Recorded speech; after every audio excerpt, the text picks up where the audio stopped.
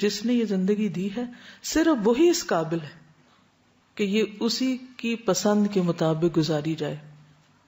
اس کی پسند و ناپسند ہم قرآن مجید میں پڑھ لیتے ہیں اور پڑھتے رہتے ہیں، لیکن جاننا ایک بات ہوتی ہے اور اس کے بعد اسے اپنی زندگی کا حصہ بنانا ایک دوسرا مرحلہ ہوتا ہے.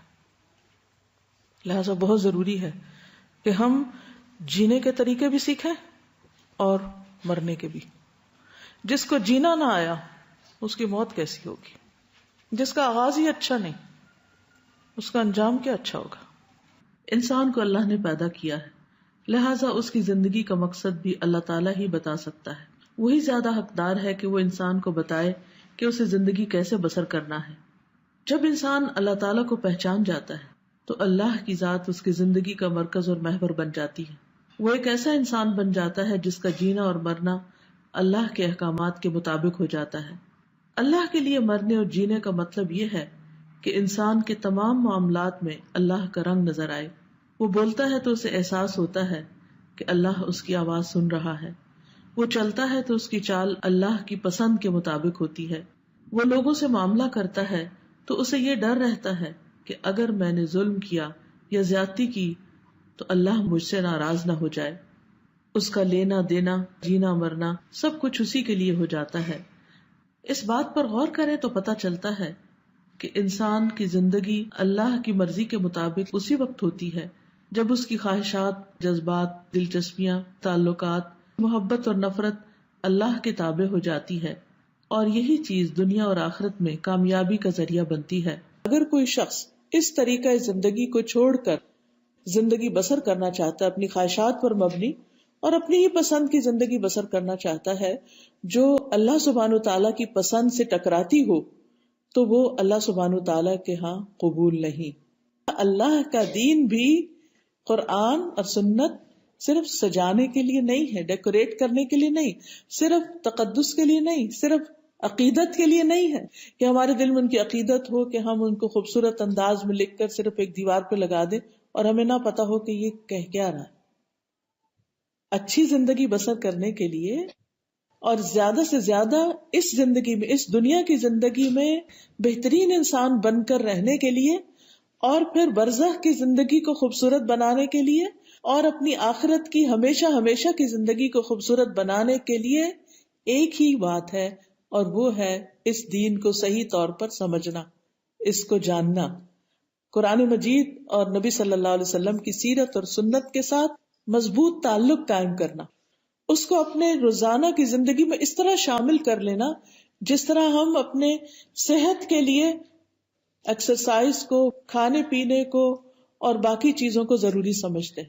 اور جہاں کہیں ہمارا گزارا کھانے اور ایکسرسائز سے نہیں ہوتا وہاں ہم مزید سپلیمنٹس یا وٹامنز یا پھر کوئی دوا کی ضرورت ہو تو وہ بھی لیتے ہیں تاکہ ہم ہیلدی انسان کے طور پر اس زندگی کو انجوائے کر سکیں.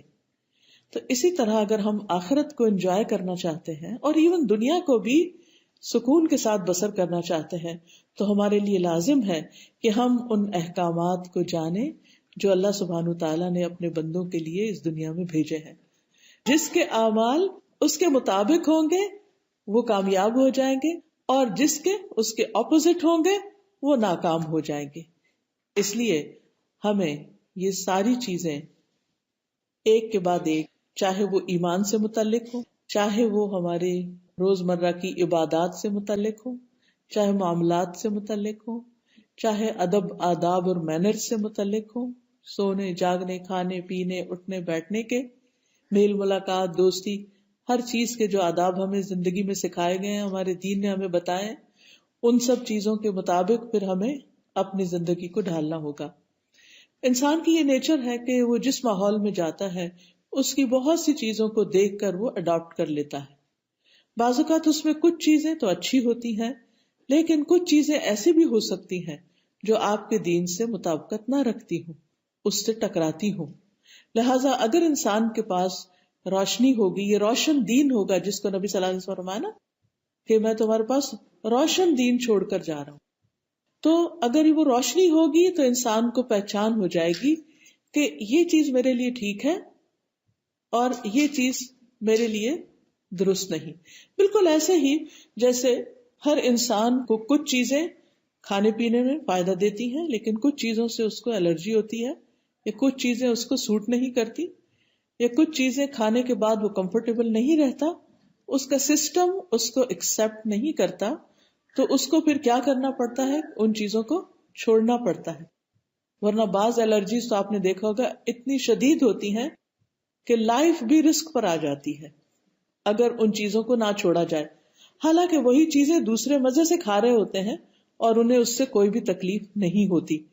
اسی طرح مسلمان کی زندگی میں بھی کچھ چیزیں ایسی ہیں کہ جن کو اسے چھوڑنا ہے، اور وہ ہے اللہ سبحانہ تعالیٰ کی حرام کردہ چیزیں، اس کی ناپسندیدہ چیزیں. اگر وہ ان کو نہیں چھوڑے گا تو اس کی سکسیس اور آخرت میں اس کی زندگی رسک پر ہوگی اور اسے سخت نقصان ہو سکتا ہے. قرآن مجید میں اللہ تعالیٰ فرماتے ہیں قد افلح من تزکا وذکر اسم ربہ فصلی، یقیناً فلاح پا گیا جس نے تزکیہ کر لیا اور اپنے رب کا نام ذکر کیا پھر نماز پڑھی. اللہ تعالیٰ سے دعا ہے کہ وہ ہمیں اپنی پسند کے مطابق زندگی بسر کرنے کی توفیق عطا فرمائے، پاکیزگی کا راستہ عطا کرے، اپنے ذکر اور بہترین طریقے کی نماز کی ادائیگی کی توفیق عطا فرمائے. آپ سب کے لیے دعائیں اور نیک تمنائیں. السلام علیکم ورحمۃ اللہ وبرکاتہ.